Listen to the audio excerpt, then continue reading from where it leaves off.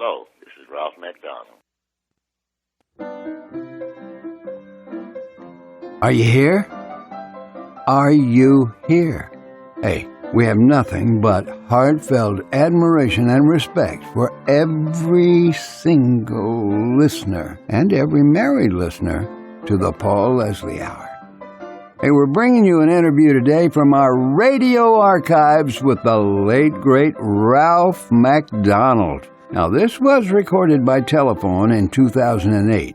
Ralph MacDonald, born in Harlem, New York, 1944. He passed away in Stamford, Connecticut in 2011. We miss you, buddy.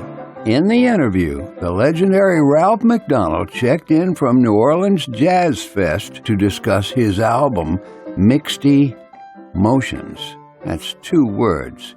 M-I-X-T-Y, Mixty Motions. Great. Songwriter, huh? As a producer, a songwriter, percussionist, performer, and Grammy-award winner, Ralph MacDonald had roots in the Caribbean. With his songwriting team of William Salter and William Eaton, Ralph wrote Where Is the Love? Just the Two of Us, Mr. Magic, and more of his songs were covered by artists like Bill Withers, Grover Washington Jr., Roberta Flack, Harry Belafonte, Jimmy Buffett, and others. The son of Calypsonian Macbeth the Great, Ralph MacDonald went on to be a member of Harry Belafonte's band when he was young. For over 20 years, he was an important member of Jimmy Buffett's Coral Reefer band as the percussionist. His last album, Mixty Motions, is a fusion of the many styles of music Ralph embraced, from jazz, African rhythms, calypso, samba, and others. This was Paul's second time speaking with Ralph MacDonald, and this interview is fascinating. MacDonald shared opinions, history, and his philosophy on music. Hey, before we get started, we ask that you please consider subscribing to Paul Leslie's YouTube channel. It would greatly help us in our mission, and you get free access to all of our upcoming content. So before we begin the program, we ask that you make the most of every day, starting with this one. Ready? Let's listen together. It's my pleasure to welcome returning guest, Mr. Ralph MacDonald. Mr. MacDonald was one of my favorite guests of all time. He joins us to talk about his latest album, Mixty Motions, on his Antisha music label, and a number of other topics. It promises to be an exciting show. So, ladies and gentlemen, it is my pleasure to welcome a Caribbean soul with a New York state of mind. Songwriter, percussionist, and producer, the Grammy-award-winning Mr. Ralph MacDonald. So thank you for joining us. Thank you, Paul, and it's great to be back again. All right. So how have you been doing lately? Oh, just wonderful. We're out on tour with Jimmy. You know, we're here right now in New Orleans doing Jazz Fest. We performed last night, and I'm going to head over there after this interview to see Santana and the Neville Brothers. We got a little day off here. Oh, wow. That sounds exciting. Yeah, it's going to be wonderful. The first song I would like to talk about is the last song on the album, a song you wrote called Don't Stop the Carnival. The other day you mentioned all these Calypso theme shows that we've been doing, and I appreciate you following them. But that song has a Calypso feel to it, and I really like it. So tell us about Don't Stop the Carnival. Well, actually, Don't Stop the Carnival is a song that I sang and my father did when I was a kid. It's just a can. It's, I think in the year 44 or 43, they decided that because of the war, it was going to happen in Carnival in Trinidad, and the people started to rebel. And I guess this chant came from that. It's an old PD song from years back. I'm sure my father sang it when he was a kid. I heard it when I was a kid. And I was working for Harry Belafonte at the time. And when I was working for him, he said to me that after I said to him that I thought he should sing some different kind of calypsos than what he was singing at the time. Of course, Irving Berkey was writing most of the calypso stuff for him, and he was one of my heroes. But from going down to Trinidad and knowing my father was a Californian and singers and growing up with Lord Vader, Duke of Vine, Lord Melody, and people like that growing by. And I just felt Harry could sing some different kind of calypso that he was singing. And he said to me, since your father was a calypso singer, why don't you write me a song to replace Matilda in his show, which was the finale, the big song of the show. And so I was in Washington, D.C. This was like 1961, and I went to the Library of Congress and talked to the people there, and they were glad to show me the information I was looking for, which was my father was a songwriter, and I wanted to see what songs he had copywritten. When I went into his drawer in the Library of Congress, I saw this title, Don't Stop the Carnival, and I remembered it, but it was just a can for. So I decided to put some verses to it and make a real song out of it. And that's what I did. And when I delivered it to Mr. Belafonte, he not only recorded that, but I did a whole album called Calypso Carnival with him. And that was in 1966. So the final analysis, he did like the song, he accepted it, and it did replace Matilda for his finale in the show. I'll give you another little tidbit. During that time, we were in California, the Greek Theater performing, and a gentleman by the name of Herman Wolf, who's a great writer, came to Harry's show, and he heard that song as the finale, and he wrote a book on it called Carnival. Oh, yeah. And it turned out that Jimmy Buffett wound up doing the music to it. But the whole idea originally started from the Belafonte tune, which I wrote, called Don't Stop the Carnival. And as a result of that, Jimmy did this show, Carnival, and the whole thing based around it. But I never got to do the music. He did it. But that was the whole idea from where it came from. So that was you. Yeah. I wanted to call you a Caribbean soul with a New York state of mind because you love both the states and the islands. And it's really nice that the centerfold of the album jacket, my heart lies in two places, New York and the Caribbean, and so my music is always filled with mixed emotions. And I've always been amazed with how you incorporate so many styles in your music. You have a lot of jazz in there, but you have a Caribbean feel, too. And I know you listened to a lot of things growing up, but do you think that the calypso you grew up around influenced your sound? Oh, absolutely. I mean, my dad was a calypso singer. He had an orchestra called, his stage name was Macbeth the Great, his trio Rhythm Boys. And he played for years around New York region, Brooklyn, Queens, Long Island. He was just very regional and local. But that influence was the influence I grew up with all my life. That's what we listened to when I was small. And also, my father played a lot of African stuff, which his father was Nigerian. So he had that connection with the Nigerian, Ishango, and stuff like that. So I grew up listening to all that stuff. And, of course, I was born in Harlem in America. So I grew up with the James Brown, with Motown sound and all the jazz people, Yusef Lateef and Art Blakely. So all that influenced my music. But the basic root, if you know, Paul, I play, I'm a percussionist. And the basic root of rhythms is African. That's where rhythm come from. Right. Growing up with that African influence and growing up with my dad's Caribbean influence, because he was born in Trinidad and Tobago, and then me being born in America, growing up with the American influence, my music sought to fuse all those three things together because that's my heritage.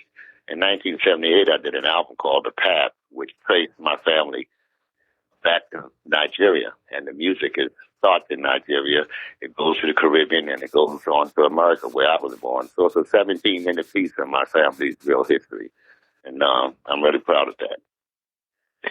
You had just mentioned about your father, Mr. Patrick MacDonald, who went by Macbeth the Great.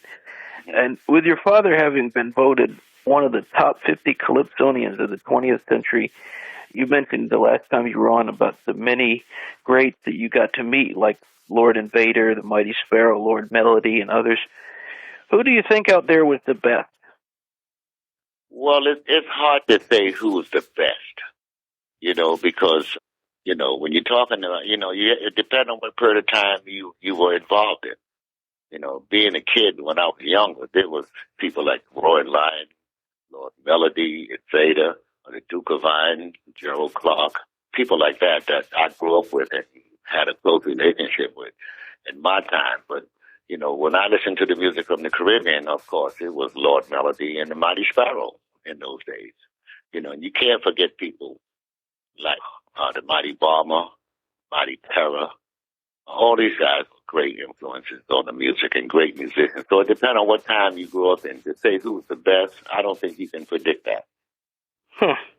It was so many good people. It's sort of like when you say something like, well, who's the best rock band? People say, well, the Beatles. Well, you got the Beatles, you got Rolling Stones, you got U2, you got Sting. There's lots of groups that, you can't really say who's the best.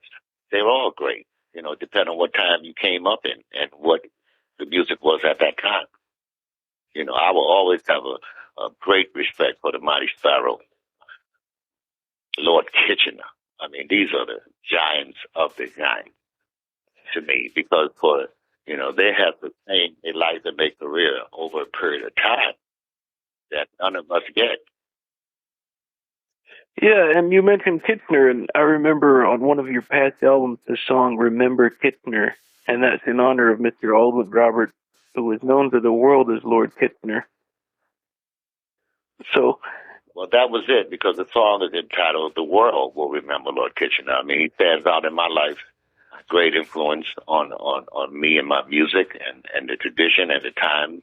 He's a great man, and he's a great music man, and I just felt that I needed to pay tribute to this man because he was just special. Every 100 years, and Lord Kitchener and Aldwin Roberts is born, just happened to be in my lifetime, and I really appreciate it. That's why I was trying to honor him. And went to Trinidad, and I got this guy, David Rudder, who's one of the foremost Californians entertainers in Trinidad and Tobago now, who resides in Canada. And we wrote the song together. So it was a real nice experience for me. it's a nice memorial. A lot of our listeners probably know that you were in Harry Belafonte's band, and so were your songwriting partners, William Salter and William Eaton. That had to have been a big influence on your life. So I was wondering, yeah. So I was wondering, what was your initial impression of Mr. Belafonte? Well, in 1961, I was 17 years old. Mr. Belafonte was a star, an international star. My impression of him was like, wow. I can't believe I'm standing next to this man, and his music. And it was just a great thing, We also went through the civil rights with Martin Luther King. So it was a good experience growing up and learning about life itself, being born and raised in Harlem. And at a young age of 17, I quit school to go play music. And it was just an honor to be around these people. Harry was a big, big star. And I liked what he was doing. I liked the music. And it was great. And like you said, I met my two partners who were in Antigua. We met in 1961, and we're still together. Our company is 208. We have a publishing company called Antigua. So that's been my whole life. My two partners were very well songwriters when I started. So it was a big influence on my life to see these guys. And they were always interested in the calypso music, which was the biggest part of Harry too. So when we connected, it was just like a natural thing to do. They're really great, great guys, great musicians. And we've been together for 46 years now. That's amazing. I didn't know this until recently, but I was reading that Harry Belafonte never liked being called a calypso singer. And there's a new movie out, and it's a documentary called Calypso Dreams. And he talks about some of the people of the Caribbean who had resentment, basically, about him being labeled the king of calypso. Yeah. And I guess from a novice's perspective, just me, my take on it is, and keep in mind, I am a beginning calypso student.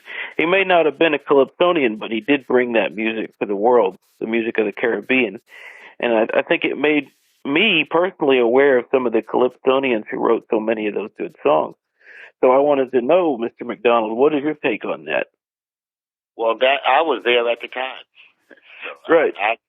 That was one of the reasons why I felt Harry could sing some different kind of calypsos for the same reason, where these people resented it because, they've been studying this shit and doing this stuff for so many years. They've been studying it. And when you get to see a man like the Mighty Sparrow or Lord Kitchener or Lord Melody perform, and you see the talent and the wittiness of the lyrics, the double entendres, it made your mind think.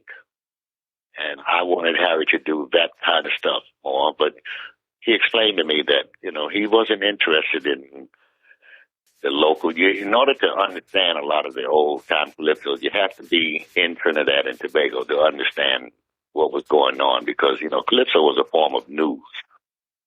People used to sing songs about the times and what was happening at that time, whether it was good or bad. So we think of it as in terms of enlightenment, and Harry was strictly dealing with it from entertainment point of view. And these people, I remember one time he went down to Trinidad, and all the first questions he was met with, do you think you're a calypso singer or you can't sing calypso or this and that? So he was very disturbed by that. But I give Harry Belafonte all the credit in the world because I sort of said the same thing to him. Hey, why you don't sing about this and sing? He said to me, Ralph, what I sing about is sea, sand, and sunshine of the Caribbean. The very positive things. And I took a big note from that when, we're looking at the bigger picture. Harry was dealing on an international level where the most of the Caribbean people was dealing on a very local level. Outside of that music, when people go to the Caribbean, they'd love it, but outside of it, you couldn't make a living. And Harry was doing that. He was bringing this music, like you said, to the world, where a lot of those other people may have been bringing it to different regions, but Harry brought it to the world, and it's something to be said for that. I give him all the credit for that. I mean, for making it as popular as it was, although they may not have thought it was calypso, and neither did I at the time. But I remember one time I told him, Harry, you can't sing no calypso, and he said, come here, kid. And he took me in his room. We rehearsed in his house. And, at that time, I was living in Harlem with my mom and dad and 3 sisters in a 4-room apartment. And I went to Harry's house for rehearsal for the first time. And he lived in an apartment building with 22 rooms. Well, I almost passed out because I've never seen nothing like this. And he took me in this music room and he showed me a whole wall full of albums. Started reading them. 1 million copies sold, 1 million copies sold. And it was like 15, 20 of these things. And I'm saying, wow. And he looked at me. He said, you think these people are crazy? They don't know what's going on? But they bought this for nothing? And I realized the bigger picture. I see. Where he was coming from. And I took a step from that. And that's why my music includes a lot of different things. It includes the calypso. And when you listen to my album, you hear calypso, it's about things that's happening now, or it's about the country itself in terms of the land of the sea and sand, And I always loved it in the sunshine. That's what we go to the Caribbean for the sea, the sunshine, and the sand. And he made me realize that, why you can go negative or you can go positive. And he just went positive. He thought that was a better route. And so do I, but I still have fun when I go to Trinidad. When you hear the inside stuff, when they're singing about local things or prime minister or different things, it's hilarious, it's funny, and it's entertaining. So I just try to stick with basically what Harry's rule was, to do the positive things in life. Sing about that. Never mind there's crime, there's stuff going on all over the world. But let's like people on the news complain, they never hear a good story, always bad news. Well, Harry brought good news to people, and I admire that, and that's what I'm trying to do. I think you do that with your music. And one of the songs on Mixty Motions is called You Need More Calypso. And I've become very addicted to calypso music, so I couldn't agree more. So what drew you to that song? Well, because if you go down to the Caribbean now, and I go down to the Caribbean all the time, and one thing I like when I go to the Caribbean is I want to hear some local indigenous music of the country. I don't want to hear rock and roll. I don't want to hear I want to hear calypso. When you go to Jamaica, Paul, you know what you hear? Reggae. Yeah. Right through. Now, you'll hear American songs done reggae version, but it's still their vibe, So that's what I like about it. And when you go somewhere, when I go to Trinidad, I want to hear calypso. I want to hear Sparrow. I want to hear Kiss. I want to hear Ron Lyons. I want to hear all the Californians that make records, Shadow. There's so many of them that's so talented that nobody gets to know about or ever hear. And the only time you really see them is around carnival time in Trinidad. And then around carnival time, you hear that kind of music. But then after carnival, they seem to go back to another format, which doesn't include their music. So I just came up with this idea, we need more calypso. We need to hear more calypso on the radio. So that's the whole idea behind that song. We need more calypso in your life. Just relax and ease your pain down in Port of Spain. We need more calypso. So that was the whole idea of the song. Moving on to the title track. Flow, let it go down in Tobago, So that's the whole idea of the song. I feel like we need more calypso. I agree. The song Mixty Motions was written by Mr. William Eaton, and it's a title track. So tell us about the title track. Well, that song was a song we recorded on years ago with Grover Washington Jr., and it was one of our favorite songs. And I just thought that was really my feeling, or how I feel about music, the mixed emotions, because of my connection and with America, being born here as a citizen, and then my connection with Trinidad and my connection with Africa. It's just people say, well, Ralph, what kind of music do you like? Well, I like music, period. There's some people like to, in this world we live in order for them to sell anything or do something, they seem to want to put you in a category. And to me, the best word for music I've heard recently is world music. Music is music. It doesn't matter whether it comes from America, it comes from Japan, it comes from Europe, it comes from South America, wherever it is, Africa, it's music. It's just a different kind of music. And unless you get to hear it, you won't have no appreciation for it.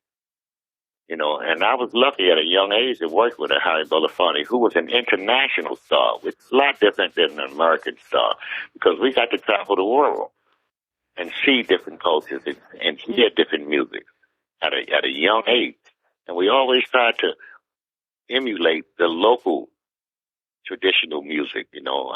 I came up in folk music. There was no electric instruments around. It was acoustic guitars, drums, percussion, and upright bass. And we traveled every city we went into. We had an orchestra.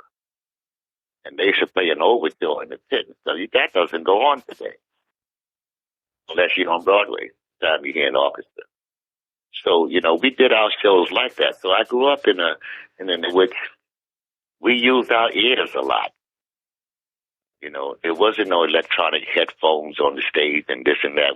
You had to really listen and sit in. And I think the musicians today, with all this electronic stuff, everybody just turns up to 10 and count it off and they start playing. Nobody listens to each other.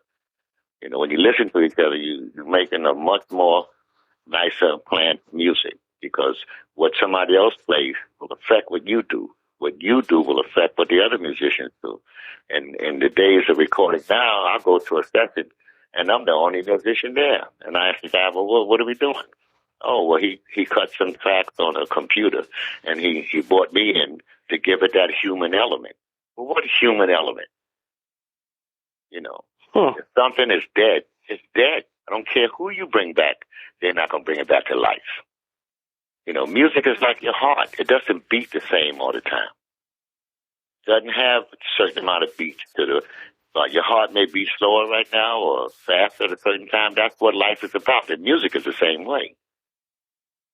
So I just like the real human element more than a machine, because I think when really machines going to take over, then you might as well forget about life itself, because it has no feeling. You can't teach the machines to feel. You have to play it. Now, I'm not saying nobody can play those things and get a good feeling, but I'm talking about music in general. It's nice to play with real musicians, to have real people And it's just a nice combination. It's like when you hook up with a group of guys that's friends of y'all, you connect. You know, when the certain musicians get together, and we used to have a rhythm section that they called it the A team. The A team, and this is before the TV show. The A team came out, you know, and they said, well, what was the A team? Well, the A team was Steve Gadd on drums, Eric Gale on guitar, Richard T on piano, Chuck Laney on bass, or Marcus Miller on bass, and I played percussion, and that was the A team. And because they called it that because we were basically playing on everybody's album, from Sinatra to James Brown. So it was like we developed a family because we didn't really know who was going to be on what session until you got there and you realized the same guys you're seeing a whole week long, and we began to be a family. And that was the A team. And of course, after those guys passed on, there was another A team, and vice versa, on and on. So it was a real great path to come up, and I came up with some great musicians, you know. The George Benson, Grover Washington, the Hubert Laws, the Don Silvestris, the Bob James, you know, Quincy Jones, you know. So when you work with people like that, Stuckman Stone, it just was a night where you're up on a certain level, the music comes out on that level. You know, you can't just get, oh, he's my friend, I want him here. No, that don't work. You get the best person possible at the time. And that's what we did. And we just had a lot of fun playing music. And that song, Mixty Motions, was a song that Grover Washington did. And I decided I wanted to do it for my new album because that would be the perfect title. And it was written by my partner, William Eaton. Well put. I think you put into words a lot of things that I feel as well about the soul of music, and very well spoken. The new album, Mixty Motions, it features songs written with Ashford and Simpson. It also features their vocals. Mm-hmm. How did you come to collaborate with them on this album? Well, they have been friends of mine throughout the year. I know Nick and Valerie from 1970. So I would imagine that's about 38 years. And they're songwriters and singers, and we were songwriters, and we were always very close together. We worked a lot together on commercials, on record dates, and stuff like that. And they just happened to be good buddies of mine for years. And, you know, as you get older in life, you sort of look back and you say, you know what? You know, we come up in the business together. Maybe we should finally do something together. And we talked about it, and we all agreed that, yeah, it'd be great. Let's do a song together. We wound up doing two. One was Rhythm of the Drum, which opens the album. And the other one is a ballad that's rhythm ballad sung by Valerie Simpson, called Love Will Find You. And these are great writers, Ashford and Simpson. Remember, they wrote Ain't No Mountain High Enough, Let's Go Get Stoned, Ain't Nothing Like the Real Thing, All I Need to Get By, Solid as a Rock, Reach Out and Touch.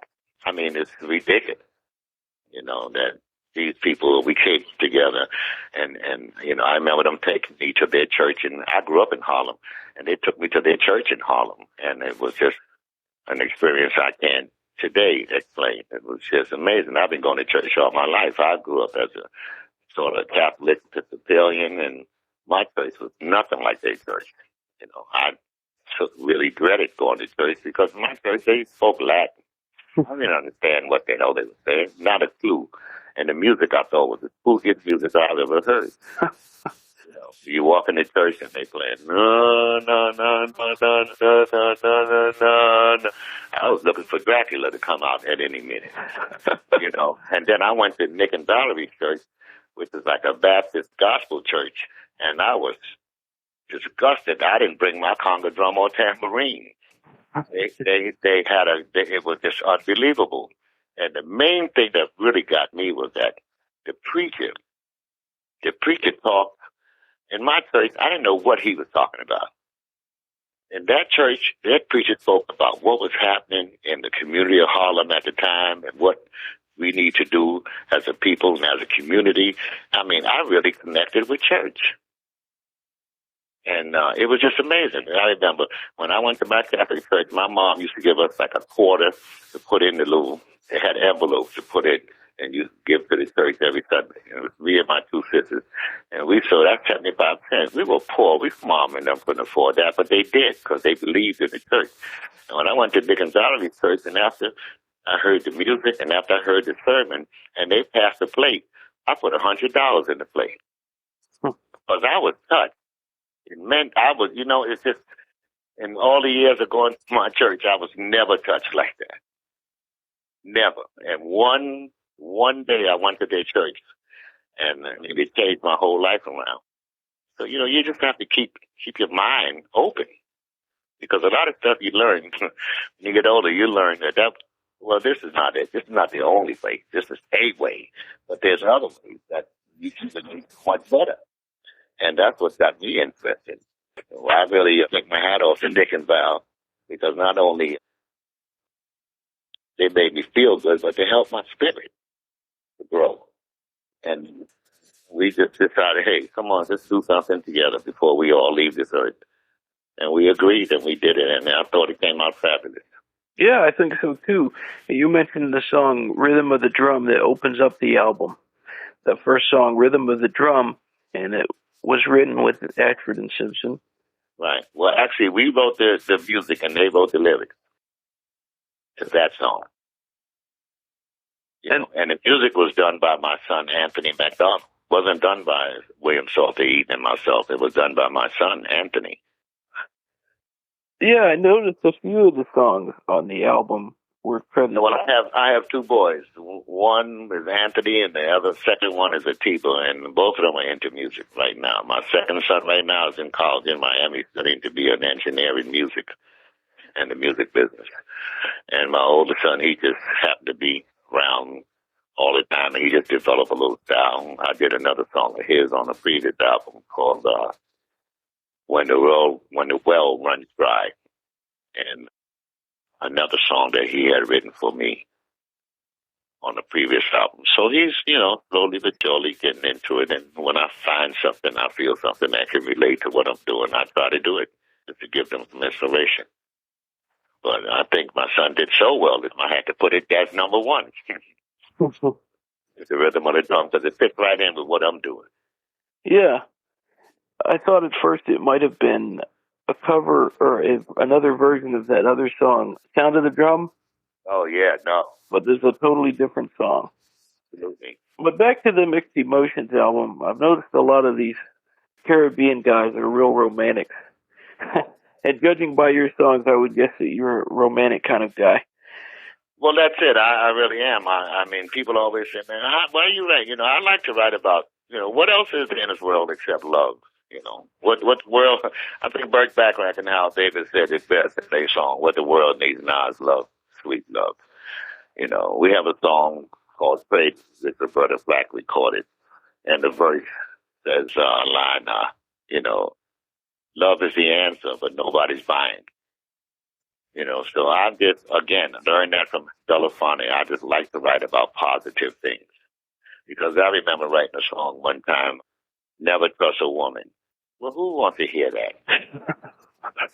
We got to get along with these women, You don't want to hear that, And after I finished writing the song, and I was really saying, oh, this is cool. And my partner looked at it. He said, yeah, it's nice, but, I don't know about you, but I want to love a woman. I want to trust a woman. Never trust a woman. It's just a negative vibe. Yeah, and there's one line that I really love from the album, and that line is, "You don't have to look for love. I believe in it's true. Love finds you." From that song. That's it. Love will find you. You don't have to look. You can be blind. It'll pop you right in your head when the time comes. Great song. So, that's what I'm talking about in terms of trying to give a positive vibe to people and give people something that, I find the music of today, there's not much to it. I'm used to listening to a song where you have a story, great lyrics, great music, and you could follow it as an intelligent person and relate it to your life. Like people sometimes ask me, man, well, how did you come up with just the two of us?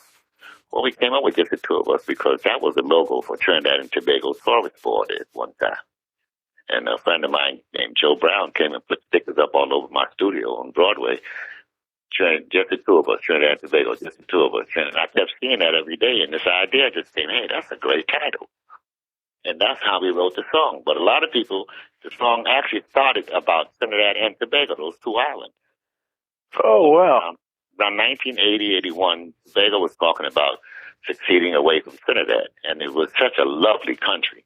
You know, I didn't think they can't survive on their own. This is one country. Let's stick together. You know, just the two of us. We could make it if we tried. Just the two of us, you and I. That's where the idea came from. And then I asked a friend of mine, Bill Withers, to sing it because the song was really for a Grover Washington Jr. album called Wine Night. And when Grover heard it and we did it, he said, Ralph, the song's pretty, man. It's one instrumental. It needs to be sung. They need to hear these words.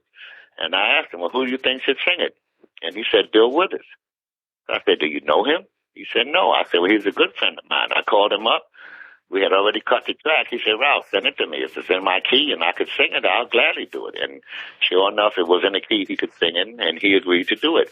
And right before he came to record, he said, can I change some words around a little bit? And I said, sure, make it yours. I want him to, so he feel comfortable with it. And he changed some lyrics around, and it became a love song. Wow. That's amazing. But, yeah, it is. But that's how music go. You could be heading in this direction, and before you know it, when you see most people work by themselves. I work with two other people, three of us. And we don't have no ego that because I came up with the idea, it got to be mine. You came with the idea, got to be yours. We all got to hear. We can hear whose idea is the best.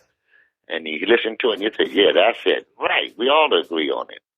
So, that's how you get stuff done. And when Bill Withers changed it around to a love song, boom, million-selling song, Grammy. We won Grammys for it. Everybody did good with it. It has to be. The idea was because of Trinidad and Tobago. Yeah, that's very fascinating. I mean, it's fascinating that that's where it came from because you'd never think, I guess, from just the way Bill Withers had changed it around. It is one of the best love songs ever. Right, and believe it or not, he didn't change much words around. Wow. It wasn't a lot of words he changed around because the whole idea came from Trinidad and Tobago. It was about the love of the two islands that I saw. It's like, let's just say, you don't know that story, but it's you and just your pet, a dog, all right? You can relate to that song between you and your dog, just the two of us, you and your best buddy. Yeah. Male, two males. Hey, just the two of us, cool, we could do this. Male, female. It could be any two things. That's what made that song universal. It's just most people hear it and they relate it to a love affair. Well, that's even better because we all want love. That's what we strive and look for in life. I have noticed that about the song. Like I'll be at a restaurant or a store or something and I'll hear it and I'll think about it on many different levels. I'll think about it as two friends. Right. It could be two of anything. Yeah, it probably means a lot of different things to a lot of different people. That's exactly it. And to me, when they get a hit song like that and the song becomes a hit, it's reasons like that why it means so much to so many different people that it becomes a hit like that. Everybody can relate to it in whatever fashion or mode you're in at the time. How do you compose your songs? How do you write your songs? On a piano or?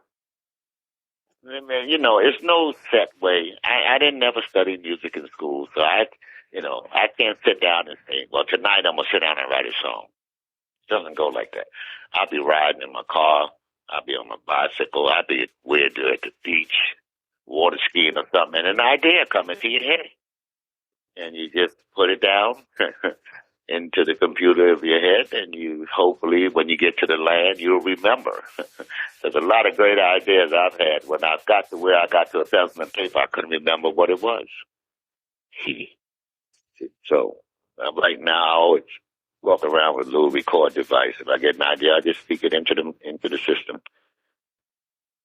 One of the songs that you wrote, it was a co-write with Jimmy Buffett, and it's a song I think it's a very good song, an underplayed song. It's Free You. I feel. Oh yeah, people don't even know about that. Yeah, I feel that that's a song that you could have vocals on it, but it would also work as an instrumental. Sure. I've always wanted to hear your take on that one. And Well, when I first started with Jimmy Buffett, we on a relationship of writing together. Nothing to do with me playing in the Coral Reefer band or being a part of anything.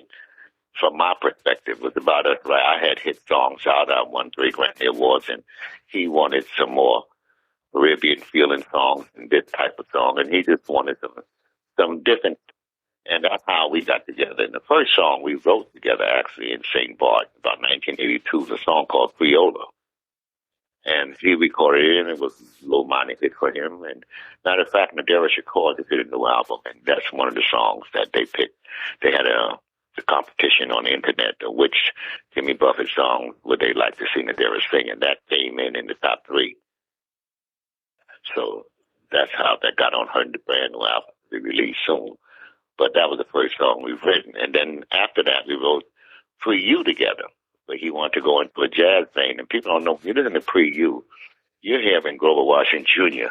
on the soprano saxophone. You're hearing a whole jazz group, not a Coral Reefer band group. And a lot of times, people who like Jimmy cannot get into that. They don't see that as Jimmy. But I see Jimmy, I see him doing that. I see Jimmy doing anything he wanted to. He's a thing. And you put down the right kind of vibe. It's wonderful. I mean, we did a concert at Lincoln Center about a year ago with Marcel's band.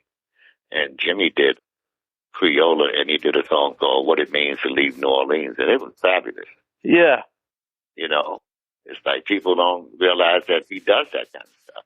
He does it well, too. It's amazing that you picked that out. You're a very special person, because I can't tell you, people don't even know that song exists.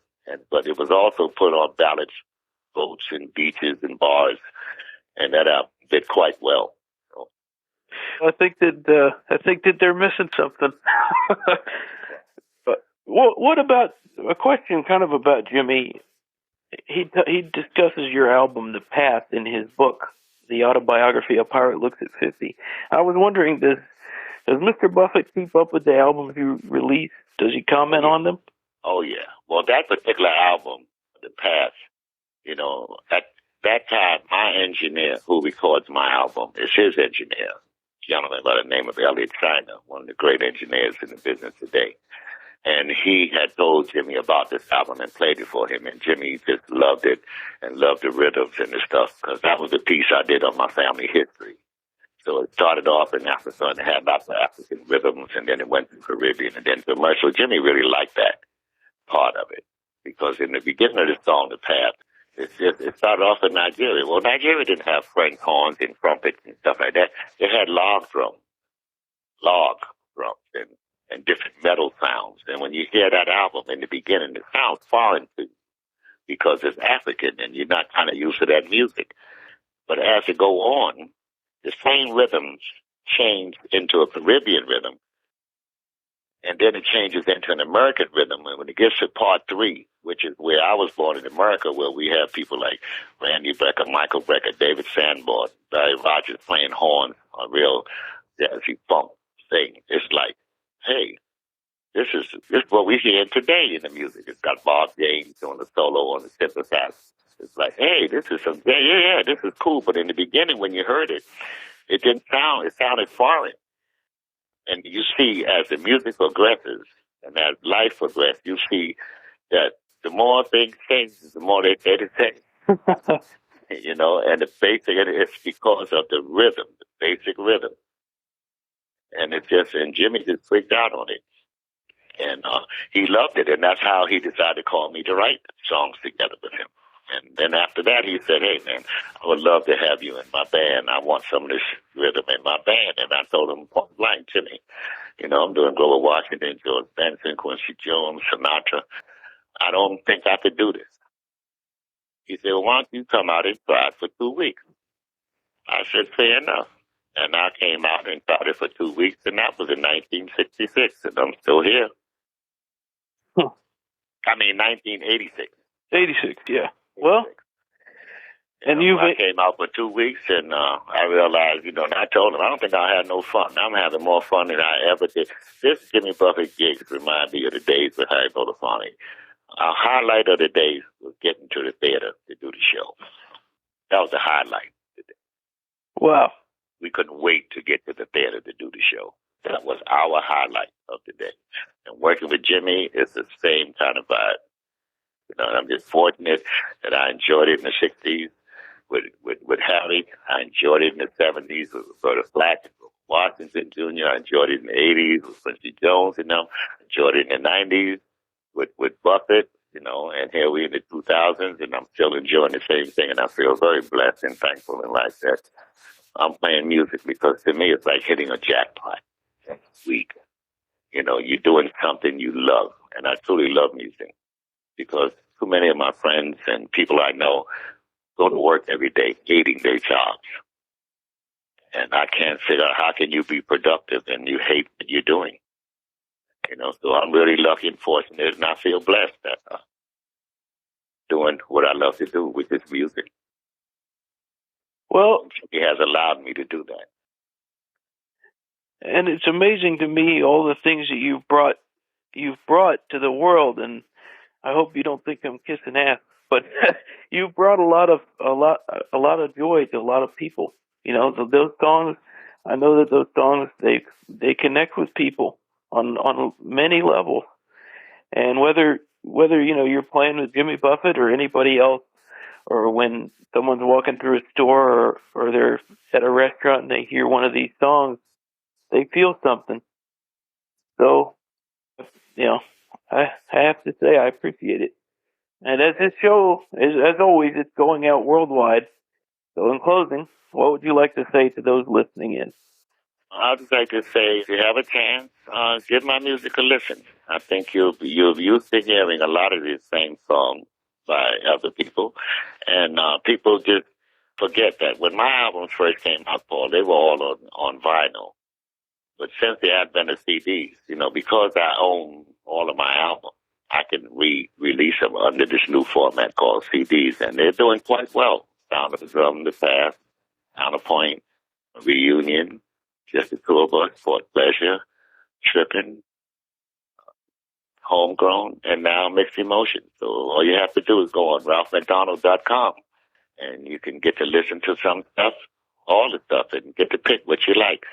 So I would suggest and hope that people would just be open-minded and take a listen. Think they'll enjoy it. As always, thank you so much, Mr. MacDonald, and I hope that we connect again sometime.